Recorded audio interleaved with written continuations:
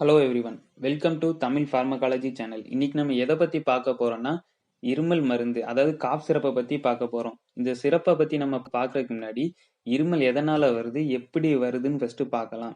இந்த இருமல் எதனால வரும்னா, அதாவது இந்த இருமல் ஒரு ப்ரொடெக்டிவ் ரெஃப்ளெக்ஸும்பாங்க. அதாவது ஒரு தடுப்பு நடவடிக்கையா தான் இந்த இருமல் வரும். அதாவது நம்மளோட சளி நம்மளோட மூச்சு குழாயை அடைக்கும் மூச்சுல அதை தடுக்கிறதுக்கு லங்ஸ்ல இருந்து ஒரு ஃபோர்ஸா, அதாவது நம்மளோட நுரையீரல்ல இருந்து ஃபோர்ஸா வர்ற காத்து தான் இருமலுங்கும்.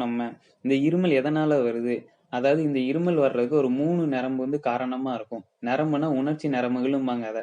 அந்த நரம்புக்கு பேர் மெக்கனோ ரெசெப்டார், அதுக்கப்புறம் நம்மளோட நுரையீரல் உள்ள ஸ்ட்ரெச் ரெசெப்டார், இன்னொன்னு ஹீமோ ரெசெப்டாரும்பாங்க. இந்த 3 ரெசெப்டார் தான் இருமலை தூண்டி விடும்.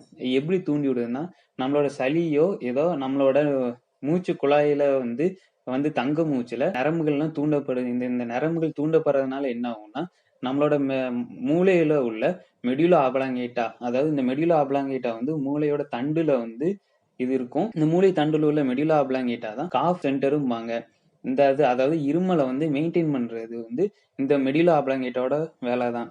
இந்த நரம்புகள் தூண்டப்படுறதுனால இந்த நரம்புல இருந்து வர்ற வர்ற இம்பல்ஸ் ஸ்ட்ரெயிட்டா மெடுலா ஆப்லாங்கேட்டாக்கு போய் அங்க மெடுலா ஆப்லாங்கேட்டால இருந்து உடனே ஒரு கமெண்ட் வரும். அதாவது காத்தை ஃபோர்ஸா எக்ஸ்பெல் பண்ணணும்ட்டு. காத்து அப்படி ஃபோர்ஸா எக்ஸ்பெல் பண்றதுனால நமக்கு இருமல் வருது. அதுக்கப்புறம் இந்த இருமல் சிறப்பு 2 கிளாசிபிகேஷனா வரும். ஒன்னு எக்ஸ்பெக்டோரண்ட்பாங்க, ஒன்னு ஆன்டிடெசிவ்பாங்க. ஃபர்ஸ்ட் நம்ம ஆன்டிடெசிவ்ஸை பார்ப்போம்.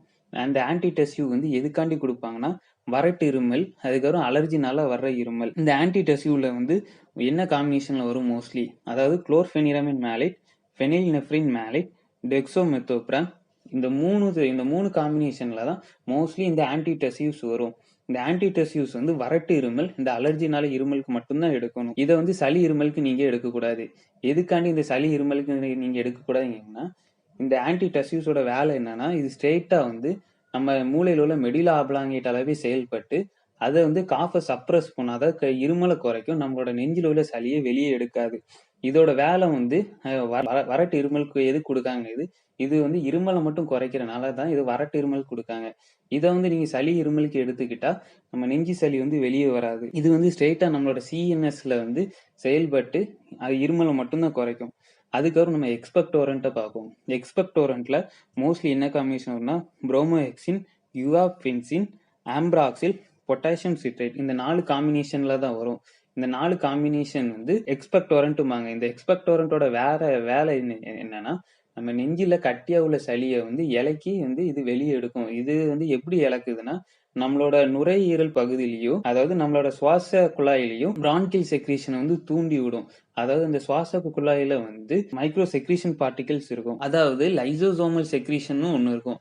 அதை தூண்டி விடுறதுனாலையும், அதுக்கப்புறம் பிரான்கில் செக்ரீஷனை இது அதிகப்படுத்துறதுனாலையும் இந்த கட்டியா உள்ள சளி இலகிரும். இலகும் போதுல நமக்கு மறுபடியும் ஒரு இருமல் வர மாதிரி அந்த இருமலோட சேர்ந்து சளியும் வெளியே வந்துரும். நமக்கு சளி ஆட்டோமேட்டிக்கா குறைஞ்சிட்டாலே இருமல் ஸ்டாப் ஆயிரும். இது நெஞ்சு சளி உள்ளவங்க இந்த எக்ஸ்பெக்டோரண்ட் தான் எடுத்துக்கணும். நீங்க இந்த காம்பினேஷனை மாத்தி எடுத்துக்க கூடாது. அதாவது நெஞ்சு சளி உள்ள ஆளுக்கு நீங்க ஆன்டிடெசிவ்ஸ் எடுத்துக்கிட்டா உங்களுக்கு சளி வெளியே வராது. அது இருமலை மட்டும் குறைக்க மட்டும்தான் செய்யும். அந்த உங்களுக்கு உண்டான சளி அது நெஞ்சில தான் இருக்கும். அந்த நீங்க நெஞ்சு சளியை வச்சுட்டே இருந்தா ஃபியூச்சர்ல அது வேற விதமா ப்ராப்ளத்துல வரும். அதனால நீங்க மெடிக்கல்ல காஃப் சிரப் வாங்கினாலோ அந்த காஃப் சிரப்ல அதோட காம்பினேஷனை பாருங்க.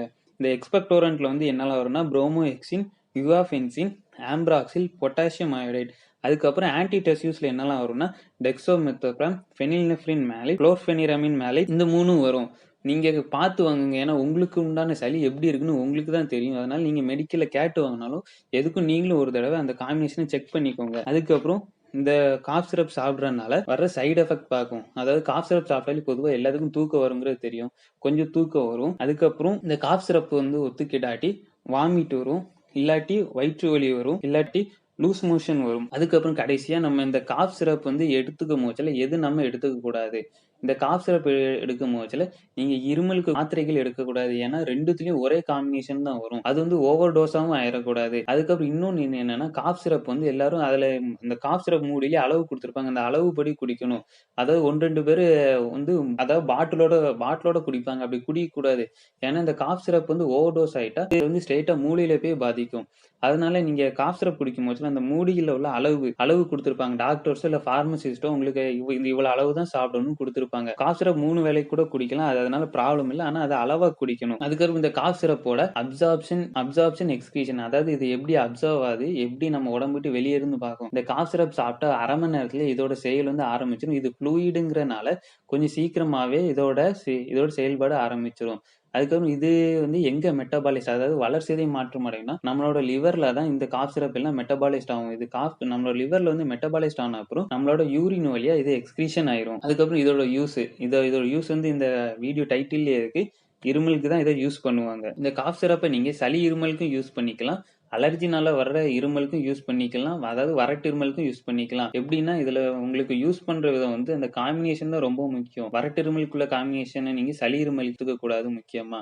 இந்த காம்பினேஷன் நீங்க மெடிக்கல்ல வாங்கும் போதுல பார்த்து வாங்குங்க. அதுக்கப்புறம் உங்களுக்கு காஃப் சிரப்ப பத்தி இன்னும் கொஞ்சம் ஏதாவது டவுட் இருந்துச்சுன்னா, நீங்க கமெண்ட் செக்ஷன்ல வந்து கமெண்ட் பண்ணுங்க. அதுக்கு நான் கண்டிப்பா வந்து ஆன்ஸர் பண்ணுவேன். எப்பவும் வழக்கமா நான் சொல்றது தான், நீங்க எந்த மருந்து எடுத்துக்கிட்டாலும் டாக்டர் பிரிஸ்கிரிப்ஷனோடையும், இல்லாட்டி உங்க லோக்கல் மெடிக்கல் உள்ள பார்மசிஸ்ட்டோட பிரிஸ்கிரிப்ஷனோட எடுத்துக்கோங்க. அது உங்களுக்கு ரொம்ப சேஃபான விஷயம். இந்த வீடியோ பிடிச்சிருந்தா லைக் பண்ணுங்க, கமெண்ட் பண்ணுங்க, சப்ஸ்கிரைப் பண்ணுங்க. அதுக்கப்புறம் இந்த வீடியோ ஷேர் பண்ணுங்க. ஏன்னா, அப்பதான் இந்த காஃப் சிரப்போட அந்த காஃப் சிரப்ப பத்தி நெறைய பேத்துக்கு கொஞ்சம் தெரிய வரும். முக்கியமா இந்த வீடியோ ஷேர் பண்ணுங்க. உங்களுக்கு மட்டும் நாலேட்ஜ் தெரிஞ்சா பத்தாது. கொஞ்சம் மத்தவங்களுக்கும் அந்த நாலேட்ஜ் தெரியப்படுத்துங்க. மேலும் உங்களுக்கு மத்த மருந்துகள பத்தி டவுட் இருந்தாலும் இந்த கமெண்ட் செக்ஷன்ல கமெண்ட் பண்ணுங்க. இல்லாட்டி உங்களுக்கு ஏதாவது ஒரு மருந்து பத்தி தெரியணும், அத பத்தி வீடியோ போடுங்கன்னாலும் நீங்க சொல்லுங்க. நான் அடுத்தாப்புல அந்த மருந்த பத்தி வீடியோ போடுறேன். Thank you.